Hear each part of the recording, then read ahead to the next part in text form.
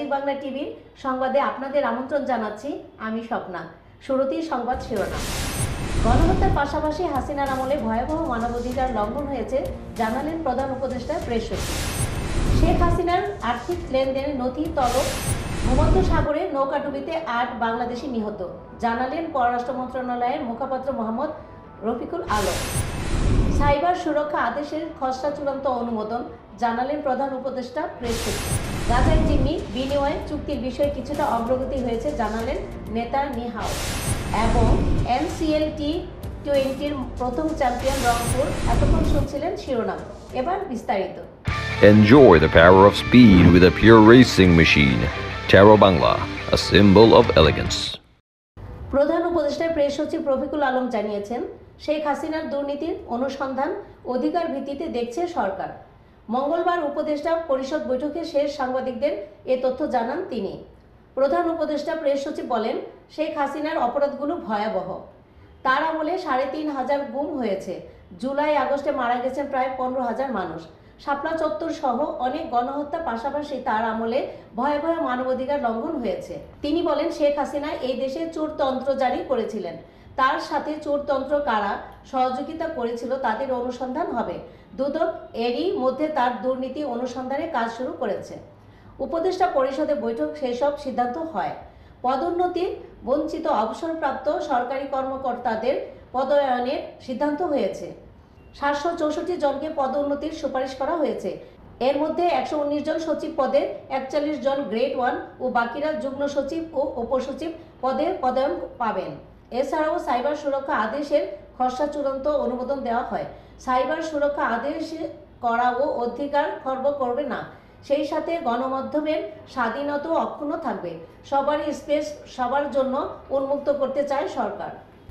ছাত্র জনতার গণ উদ্বোধনে ক্ষমতাচ্যুত সাবেক প্রধানমন্ত্রী শেখ হাসিনা, তার ছেলে সজীব আহমেদ ওয়াজেদ জয়, ছোট বোন শেখ রেহানা এবং রেহানার মেয়ে ও ব্রিটিশ মন্ত্রী টিউলিপ সিদ্দিকের দেশে বিদেশে লেনদেনের যাবতীয় নথি তলব করে বাংলাদেশ ফাইন্যান্সিয়াল ইন্টেলিজেন্স ইউনিটের BFIUর কাছে চিঠি দিয়েছে দুর্নীতি দমন কমিশন দুদক। মঙ্গলবার দুদকের প্রধান কার্যালয়ে পাঠানো এ সংক্রান্ত চিঠিতে সন্দেহভাজন ব্যক্তিদের নামে পরিচালিত অফশোর ব্যাংকের হিসাব বিবরণী সহ সব অ্যাকাউন্টের বিস্তারিত তথ্য চেয়েছে BFIU। একই সঙ্গে প্রথম দফায় অভিযোগ সংশ্লিষ্টদের ব্যক্তিগত নথিপত্র তলব করে নির্বাচন কমিশন এবং ইমিগ্রেশন ও পাসপোর্ট অফিসের নথি তলব করেছে অনুসন্ধান টিম।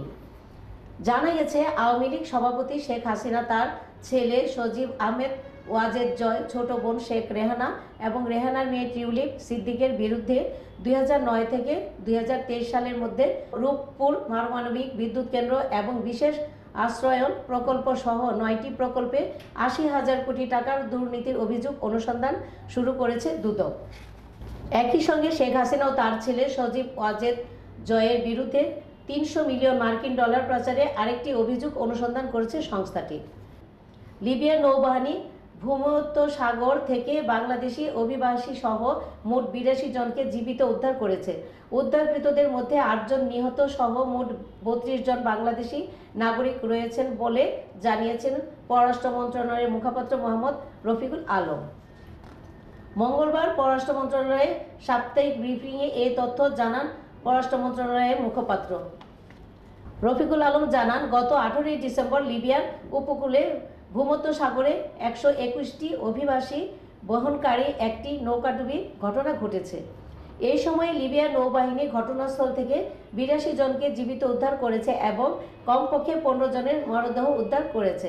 এই ঘটনার পর লিবিয়ার ত্রিপোলিতে অবস্থিত আমাদের দূতাবাসের কর্মকর্তারা দ্রুততর সঙ্গে বেশ কয়েকটি সূত্রের সঙ্গে যোগাযোগ করে এবং স্থানীয় রেড ক্রিসেন্ট সোসাইটির একজন স্বেচ্ছাসেবক তাদের নিশ্চিত করেছেন যে উদ্ধারকৃতদের মধ্যে ৮ জন নিহত সহ মোট ৩২ জন বাংলাদেশি অভিবাসী রয়েছেন।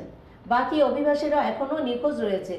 জীবিতদের বর্তমানে ত্রিপোলি থেকে ৮০ কিলোমিটার পশ্চিমে অবস্থিত জাওয়াইয়া সিটিতে রাখা হয়েছে এবং নিহতদের মরদেহ পাবলিক প্রসিকিউশনের তত্ত্বাবধানে জাওয়াইয়া হাসপাতালে রাখা হয়েছে। নিখোঁজদের মধ্যে আরও বাংলাদেশি নাগরিক থাকতে পারে বলেও আশঙ্কা করা হচ্ছে। এই দুর্ঘটনায় নিহত বাংলাদেশিদের পরিচয় নিশ্চিত করতে আমাদের ত্রিপোলিতে অবস্থিত দূতাবাস কাজ করছে। দূতাবাসের কর্মকর্তারা লিবিয়ার পররাষ্ট্র মন্ত্রণালয় থেকে অনুমতি চেয়ে বেঁচে থাকা ব্যক্তিদের সঙ্গে দেখা করার চেষ্টা করছে। তাদের সঙ্গে দেখা করার পরে এ বিষয়ে আরও বিস্তারিত তথ্য জানাবে। এ বিষয়ে ত্রিপোলিতে অবস্থিত দূতাবাসদের সঙ্গে আমাদের সার্বক্ষণিক যোগাযোগ রয়েছে বলে জানান পররাষ্ট্র মুখপাত্র। প্রধান উপদেষ্টার প্রেস সচিব রফিকুল আলম বলেছেন, উপদেষ্টা পরিষদের বৈঠক সাইবার সুরক্ষা আদেশের বিষয়ে আলোচনা হয়েছে। অধ্যাদেশের খসড়া চূড়ান্ত অনুমোদন দেওয়া হয়েছে। মঙ্গলবার বিকালে ফরেন সার্ভিস একাডেমির মিলনায়তনে এক সংবাদের সম্মেলনে তিনি একথা জানান। রফিকুল আলম বলেন, জাকির আহমেদ খান কমিটি তাদের পদোন্নতি বঞ্চিত অবসরপ্রাপ্ত সরকারি কর্মকর্তাদের জন্য সুপারিশমালা দিয়েছেন। সেটির আলোকে ক্যাবিনেট সেক্রেটারির নেতৃত্বে একটা রিভিউ কমিটি হয়েছে। 764 জনকে পদোন্নতি দেওয়া যায় সেই বিষয়ে সুপারিশ করা হয়েছিল। এর মধ্যে 119 জনকে সচিব পদে, 41 জনকে গ্রেড 1-এ, অতিরিক্ত সচিব পদে 528 জন, যুগ্ম সচিব পদে 72 জন এবং উপসচিব পদে 4 জনকে পদোন্নতির জন্য সুপারিশ করেছে। তিনি বলেন, এটার জন্য প্রকল্পিত খরচ হিসাবে এককালীন আনুমানিক 42 কোটি টাকার বরাদ্দ করার কথা বলা হয়েছে। গণভবনে জুলাই-আগস্ট স্মৃতি জাদুঘরে বিষয়ে চূড়ান্ত সিদ্ধান্ত হয়েছে বলে জানান তিনি। সংবাদ সম্মেলনে অন্যান্যদের মধ্যে প্রধান উপদেষ্টার উপপ্রেস সচিব অপূর্ব জাহাঙ্গীর ও সরকারি প্রেস সচিব সুচিস্মিতা তিথি উপস্থিত ছিলেন। দর্শক, এ পর্যায়ে নিয়ে নিচ্ছি 13 জিবি বিজ্ঞাপনে বিরতি। ফিরছি কিছুক্ষণ পর, সঙ্গেই থাকুন। We believe in speed. We believe in power. We are built to race. Let's start the joy of riding.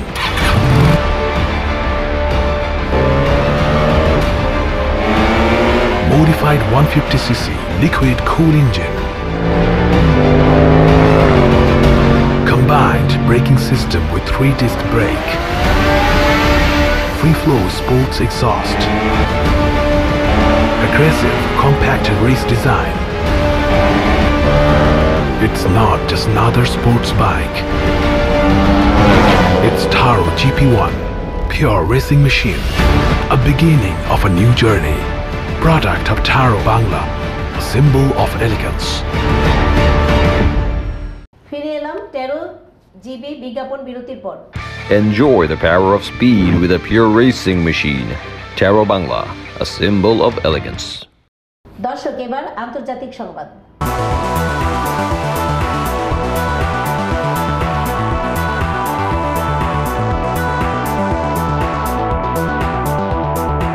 ফিলিস্তিনের গাজা উপত্যকা থেকে জিম্মিদের মুক্ত করার আলোচনা কিছুটা অগ্রগতি হয়েছে বলে জানিয়েছেন ইসরায়েলের প্রধানমন্ত্রী বেনিয়ামিন নেতানিয়াহু। গত সোমবার ইসরায়েলের পার্লামেন্টে আইন প্রণয়নের উদ্দেশ্যে নেতানিয়াহু একথা জানান। ফিলিস্তিনি সশস্ত্র গোষ্ঠীগুলো ও যুদ্ধবিরতি ও জিম্মি মুক্তি চুক্তির বিষয়ে অগ্রগতির কথা বলার 2 দিন পর পার্লামেন্ট এ তথ্য জানালেন নেতানিয়াহু। গাজায় 14 মাসের বেশি সময় ধরে ফিলিস্তিনের স্বাধীনতাকামী সংগঠন হামাসের সঙ্গে ইসরায়েলের যুদ্ধ চলছে। 2023 সালের 7 অক্টোবর ইসরায়েলের হামলা চালায় হামাস। ওই দিন ইসরায়েলের থেকে 251 জন জিম্মি করে গাজায় নিয়ে যাওয়া হয়। এর মধ্যে 56 জন এখনো জিম্মি আছেন। 34 জন মারা গেছেন বলে দাবি ইসরায়েলের সেনাবাহিনীর। অন্যরা ইতিপূর্বে হওয়া যুদ্ধবিরতির সময় ছাড়া পেয়েছেন।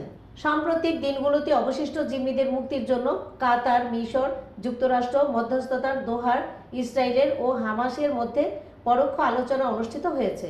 আলোচনা একটি চুক্তির ব্যাপারে তৈরি হয়েছে। এ প্রসঙ্গে গতকাল পার্লামেন্টে ইসরায়েলের প্রধানমন্ত্রী বলেন, আমাদের যেসব উদ্যোগ নিয়েছি তার সবকিছু প্রকাশ করতে পারবো না। তাদের ফিরিয়ে আনতে আমরা পদক্ষেপ নিচ্ছি। আমি সতর্কতাভাবে বলতে চাই, এক্ষেত্রে কিছুটা অগ্রগতি হয়েছে এবং তাদের সবাইকে বাড়িতে না ফেরা পর্যন্ত আমরা থামব না। ইসরায়েলি প্রধানমন্ত্রী আরও বলেন, জিম্মিদের পরিবারগুলোর উদ্দেশ্যে আমি বলতে চাই, আপনাদের কথা আপনাদের ভাবনায় আছে এবং আমাদের প্রিয়জনকে ফিরে পাওয়ার আশা আমরা ছেড়ে দেব না। তারা আমাদেরও প্রিয়জন। দর্শক, এবার খেলার খবর।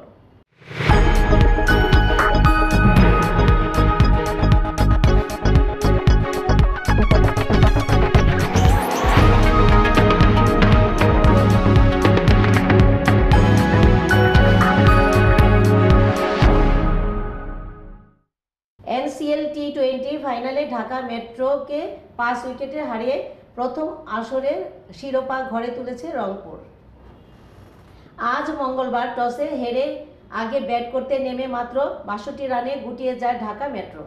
জবাব দিতে নেমে 52 বল ও 5 উইকেটের হাতে থামতেই জয় তুলে নেয় রংপুর। সহজ লক্ষ্য তারা শুরুটা ভালো হয়নি রংপুরের। মাত্র 2 রান করে সাজঘরে ফেরেন ওপেনার মামুন। 3 বল খেয়ে খালি হাতে ফেরেন নাইম হাসান। 18 বল 9 রান করে আউট হন আরেক ওপেনার মোহাম্মদ রেজওয়ান। আর শেষ করার আগে শিরোনামগুলো আরেকবার। গণহত্যার পাশাপাশি হাসিনার আমলে ভয়াবহ মানবাধিকার লঙ্ঘন হয়েছে জানালেন প্রধান উপদেষ্টা প্রেস সচিব। শেখ হাসিনার আর্থিক লেনদেনের নথি তলব। ভূমধ্য সাগরে নৌকাডুবিতে 8 বাংলাদেশি নিহত, জানালেন পররাষ্ট্র মন্ত্রণালয়ের মুখপাত্র মোহাম্মদ রফিকুল আলম। সাইবার সুরক্ষা আদেশের খসড়া চূড়ান্ত অনুমোদন, জানালেন প্রধান উপদেষ্টা প্রেস সচিব। গাজার জিম্মি বিনিময় চুক্তির বিষয়ে কিছুটা অগ্রগতি হয়েছে, জানালেন নেতানিয়াহু। এবং NCL T20 প্রথম চ্যাম্পিয়ন রংপুর। এই ছিল আজকের সংবাদ। সবাই ভালো থাকুন, সুস্থ থাকুন, ম্যাজিক বাংলা টিভির সাথেই থাকুন। ধন্যবাদ।